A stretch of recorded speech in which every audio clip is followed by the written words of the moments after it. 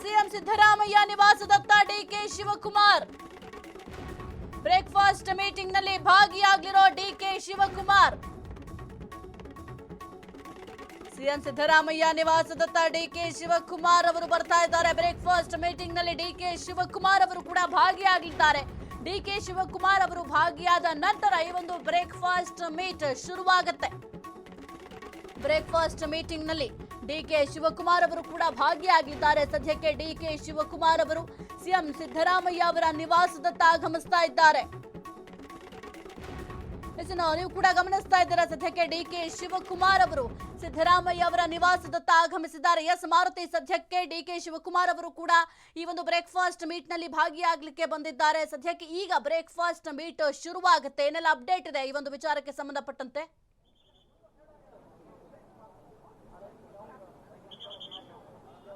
ಸಾಹಿತ್ಯ ಈಗ DCM ಆಗಿರುವಂಥ DK ಶಿವರು ಸದಾಶಿವನ ಅಂದರೆ ತಮ್ಮ ನಿವಾಸದಿಂದ ಈಗ ಸಿದ್ದರಾಮಯ್ಯ ಮನೆ ಕಡೆ ಅಂದರೆ ಕಾವೇರಿ ನಿವಾಸದ ಕಡೆ ಹೊರಟಿರುವಂಥದ್ದು. ಇನ್ನೇನು ಕೆಲವೇ ಕ್ಷಣಗಳಲ್ಲಿ DCM ಆಗಿರುವಂಥ DK ಶಿವರು ಕೂಡ CM ಸಿದ್ದರಾಮಯ್ಯ ನಿವಾಸಕ್ಕೆ ಆಗಮಿಸ್ತಾರೆ. ಆ ನಂತರ ಬ್ರೇಕ್ಫಾಸ್ಟ್ ಮೀಟಿಂಗ್ ಆರಂಭ ಆಗುವಂಥದ್ದು. ಈ ಸಂದರ್ಭದಲ್ಲಿ ಸಾಕಷ್ಟು ವಿಚಾರಗಳು ಚರ್ಚೆ ಆಗುವಂಥದ್ದು ಇರುವಂಥದ್ದು. ಯಾಕಂದರೆ ಪ್ರಮುಖವಾಗಿ ಇಲ್ಲಿವರೆಗೂ ಕೂಡ ಅಂದರೆ ಕಾಂಗ್ರೆಸ್ ಹೈಕಮಾಂಡ್ ಯಾರು CM ಆಗ್ತಾರೆ ಎಂಬ ಬಗ್ಗೆ ಕೂಡ ಇನ್ನೂ ಅನೌನ್ಸ್ ಮಾಡಿಲ್ಲ.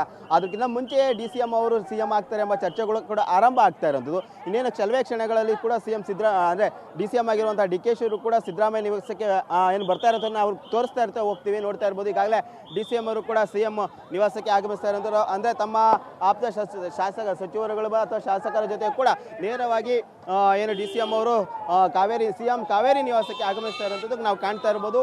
ತಮ್ಮ ಆಪ್ತರೊಂದಿಗೆ ಮತ್ತು ಅದೇ ರೀತಿಯಾದ ಆಪ್ತ ಶಾಸಕರೊಂದಿಗೆ ಕೂಡ ಪ್ರಮುಖವಾಗಿ ಬರ್ತಾ ಇರೋಂಥದ್ದು ಸಾಹಿತ್ಯ. ಇನ್ನೊಂದು ಕಡೆ ಈ ಏನು DCM ಅವರು ಒಳಗೆ ಹೋದ ನಂತರ ಅಂದರೆ ಕಾವೇರಿ ನಿವಾಸಕ್ಕೆ ಹೋದ ನಂತರ ಈ ಬ್ರೇಕ್ಫಾಸ್ಟ್ ಮೀಟಿಂಗ್ ಕೂಡ ಆರಂಭ ಆಗುತ್ತೆ. ಆ ನಂತರ ಹೈಕಮಾಂಡ್ನಲ್ಲಿ ಯಾವೆಲ್ಲ ವಿಚಾರಗಳು ಅವತ್ತು ಮ್ಯಾರಥಾನ್ ಮೀಟಿಂಗ್ನಲ್ಲಿ ಚರ್ಚೆ ಆಯಿತು ಮತ್ತು ಅದೇ ರೀತಿ ಯಾವ ರೀತಿಯಾದಂಥ ನಿರ್ಣಯಗಳನ್ನು ಕೈಗೊಂಡ್ರು ಅದ್ರ ಬಗ್ಗೆಯೂ ಕೂಡ ಚರ್ಚೆ ಆಗುತ್ತೆ. ಈಗ ತಾನೇ ಶಿವರಾಜ್ ತಂಗಡಿಗವರು ಕೂಡ DCM ಅವ್ರ ಜೊತೆನೇ ನೇರವಾಗಿ ಬಂದಿರೋವಂಥದ್ದು.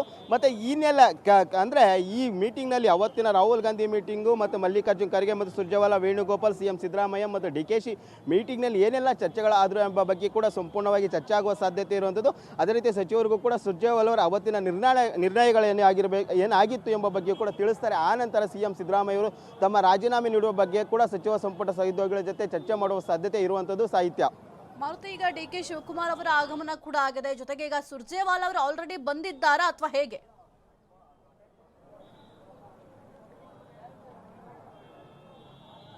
ಸಾಹಿತ್ಯ ಇನ್ನು ಸುರ್ಜೇವಾಲಾ ಆಗಮಿಸಬೇಕಾಗಿರುವಂಥದ್ದು. ಪ್ರಮುಖವಾಗಿ ಅವರು ಕೂಡ ಬೆಂಗಳೂರಿನಲ್ಲಿ ಇರೋದ್ರಿಂದ ಇನ್ನೆಲ್ಲಿ ಕೆಲವೇ ಕ್ಷಣಗಳಲ್ಲಿ ಸುರ್ಜೇವಾಲಾ ಕೂಡ CM ಸಿದ್ದರಾಮಯ್ಯ ನಿವಾಸಕ್ಕೆ ಆಗಮಿಸ್ತಾರೆ. ಈಗಾಗಲೇ DCM ಅವರು ಬಂದಿರೋದ್ರಿಂದ ಪ್ರಮುಖವಾಗಿ ಸಾಕಷ್ಟು ವಿಚಾರಗಳ ಬಗ್ಗೆ ಚರ್ಚೆ ಆಗ್ತಿರುತ್ತೆ. ಆನಂತರ ಸುರ್ಜೇವಾಲಾ ಬಂದ ನಂತರ ಹೈಕಮಾಂಡ್ ನಿರ್ಣಯ ಏನಾಗಿದೆ ಎಂಬ ಕೂಡ ಅವರು ತಿಳಿಸುವ ಸಾಧ್ಯತೆ ಇರುವಂಥದ್ದು. ಅದರಿಂದಾಗಿ ಸುರ್ಜೇವಾಲಾ ಕೂಡ ಈ ಅಂದರೆ ಬ್ರೇಕ್ಫಾಸ್ಟ್ ಮೀಟಿಂಗ್ನಲ್ಲಿ ಬಂದಿರುವಂಥದ್ದು. ಪ್ರಮುಖವಾಗಿ ಇಲ್ಲಿವರೆಗೂ ಕೂಡ ರಾಜ್ಯ ಕಾಂಗ್ರೆಸ್ನಲ್ಲಿ ಯಾರು ಮುಂದಿನ CM ಆಗ್ತಾರೆ ಅಂತ ಕೂಡ ಏನು ಅನೌನ್ಸ್ ಮಾಡಿಲ್ಲ. ಈಗಾಗಲೇ ಬೇರೆ ಬೇರೆ ನಾಯಕರ ಹೆಸರುಗಳು ಕೂಡ ಕೇಳಿಬರ್ತಿದೆ. ಅಂದರೆ DK ಜೊತೆ ಪರಮೇಶ್ವರ್ ಜೊತೆ ಸಾಕಷ್ಟು ನಾಯಕರ ಹೆಸರು ಕೂಡ ಕೇಳಿಬರ್ತಿದೆ. ಆದರೆ ಎಲ್ಲ ಒಂದು ಕಡೆ DCM ಆಗಿರುವಂಥ DK ಶಿವರಿಗೆ ಅವಕಾಶ ಇರುವ ಸಾಧ್ಯತೆ ಇರೋದ್ರಿಂದ ಹೈಕಮಾಂಡ್ ನಾಯಕರು ಯಾವ ನಿರ್ಣಯಗಳು ಕೈಗೊಳ್ಳುತ್ತಾರೆ ಮತ್ತು ಅದೇ ರೀತಿ ನಾಳೆ ಕರೆದಿರುವಂಥ CLP ಮೀಟಿಂಗ್ನಲ್ಲಿ ಶಾಸಕರು ತಮ್ಮ ಅಭಿಪ್ರಾಯಗಳು ಏನನ್ನ ವ್ಯಕ್ತಪಡಿಸ್ತಾರೆ, ಅದೇ ರೀತಿ ಸಿದ್ದರಾಮಯ್ಯ ಪರ ಇರುವಂಥ ಆಪ್ತ ಶಾಸಕರಾಗಿರ್ಬೋದು ಮತ್ತು ಸಚಿವರುಗಳು ಏನೆಲ್ಲ ನಿರ್ಣಯಗಳನ್ನು ತಿಳಿಸ್ತಾರೆ ಅಂದರೆ CLP ಮೀಟಿಂಗ್ನಲ್ಲಿ ಅಂತ ಗೊತ್ತಾಗುತ್ತೆ. ಆ ನಂತರ ಮುಂದಿನ ಶಾಸಕಾಂಗ ಪಕ್ಷದ ನಾಯಕ ಯಾರು ಎಂಬುದು ಕೂಡ ಅಲ್ಲಿ ಘೋಷಣೆ ಆಗುವಂಥದ್ದು ಸಾಹಿತ್ಯ.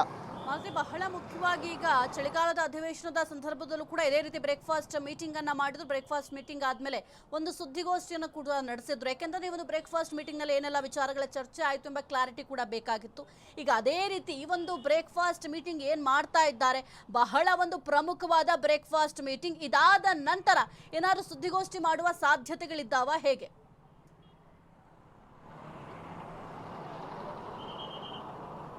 ಸಾಹಿತ್ಯ ಹೌದು. ಯಾಕೆಂದರೆ ರಾಹುಲ್ ಗಾಂಧಿ ಸೂಕ್ಷ್ಮವಾಗಿ ತಮ್ಮ ಸ್ಥಾನಕ್ಕೆ ರಾಜೀನಾಮೆ ನೀಡಿ ಅಂತ ಏನು ಸೂಚನೆ ಕೊಟ್ಟಿರೋದ್ರಿಂದ CM ಸಿದ್ದರಾಮಯ್ಯ ಅವರಿಗೆ ಅವರು ಇವತ್ತು ಸಹೋದ್ಯೋಗಿಗಳಂದರೆ ಸಚಿವ ಸಂಪುಟ ಸಹೋದ್ಯೋಗಿಗಳ ಜೊತೆ ಚರ್ಚೆ ನಡೆಸಿ ಈಗಾಗಲೇ ಕಳೆದ 2 ದಿನಗಳಿಂದಲೂ ಕೂಡ ಇದರ ಬಗ್ಗೆ CM ಸಿದ್ದರಾಮಯ್ಯವರು ತಮ್ಮ ಆಪ್ತರ ಜೊತೆ ಚರ್ಚೆನೇ ನಡೆಸ್ತಿದ್ದಾರೆ. ಯಾಕೆಂದರೆ ರಾಜೀನಾಮೆ ಕೊಡೋಕ್ಕಿಂತ ಮುಂಚೆ ಅಲ್ಲಿ ದೆಹಲಿಯಲ್ಲಿ ಮೀಟಿಂಗ್ ಆದ ಅಂದರೆ ಹೈಕಮಾಂಡ್ ನಾಯಕರ ಜೊತೆ ಮೀಟಿಂಗ್ ಆದ ನಂತರನೇ ಜಾರ್ಜ್ ಮನೆಯಲ್ಲಿ ಈ ವಿಚಾರಗಳೆಲ್ಲವೂ ಕೂಡ ಪ್ರಸ್ತಾಪ ಆಗುತ್ತೆ.